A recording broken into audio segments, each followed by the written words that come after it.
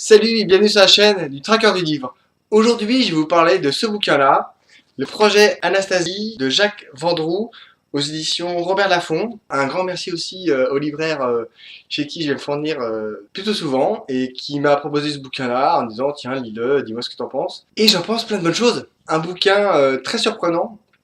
Je m'attendais pas forcément à ça au départ. C'est vraiment du thriller, suspense, action, qui mêle aussi un peu d'espionnage, de la politique. Enfin, c'est assez multiple. Et en même temps hyper péchu, plein d'actions, de tensions, qui nous parle parce que ça parle c'est parti d'éléments récents, qui nous parlent, on est obligé de réagir avec ça, et l'histoire est très très bien construite. L'Europe est victime d'attentats sanglants.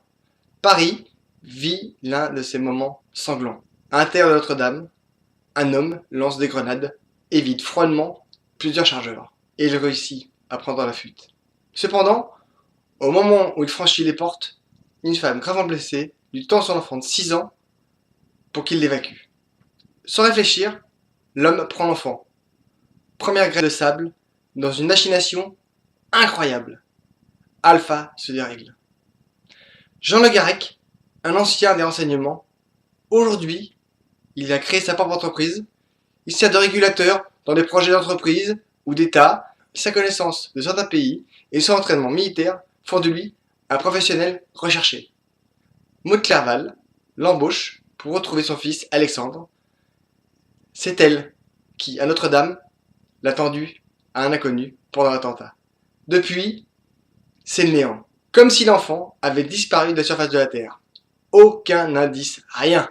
Le Garrec hésite, ce n'est pas une mission habituelle. Mais il l'accepte. Plus il creuse, plus les hommes qu'il rencontre le replongent dans son ancienne vie. Le danger semble venir de partout. Et puis, vient l'incroyable. Un très vieux document datant de l'Allemagne nazie concernant un projet impossible. Un thriller rugueux, protéiforme, qui mêle politique, milieu affaires, la génétique, le monde de l'espionnage, du suspense, de la tension. On va dans plein de pays différents. On y voit du bon vin, ce qui fait de l'auteur quelqu'un de bien. Forcément une imagination incroyable qui mêle vraiment beaucoup de choses. C'est pas un polar, c'est vraiment ce qu'on appelle un thriller avec son rythme et ses codes. Il utilise toutes les recettes possibles et imaginables. C'est très bien fait, très bien pensé, très bien réfléchi. On a vraiment envie de connaître les pages et on les défile très très vite parce qu'on a vraiment envie de connaître la suite. Et ça se termine, on est plutôt secoué. Tout n'est pas forcément tout beau, tout rose. Il y a des situations pas simples à gérer. Et vraiment, comme lecteur, c'est un vrai kiff de lire ce genre de livre parce que c'est plein de peps, plein de jus, plein de suspense, avec des personnages au fur et à mesure auxquels on s'attache. Moi, le personnage principal de Le Garrec, pour moi, au départ, il manque un petit peu de. Il est un peu trop monolithique à mon goût.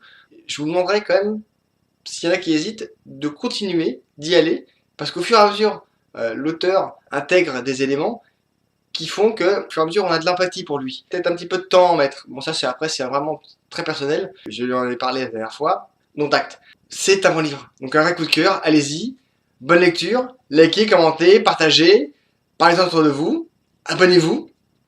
Mangez des chouquettes. À bientôt. Au revoir.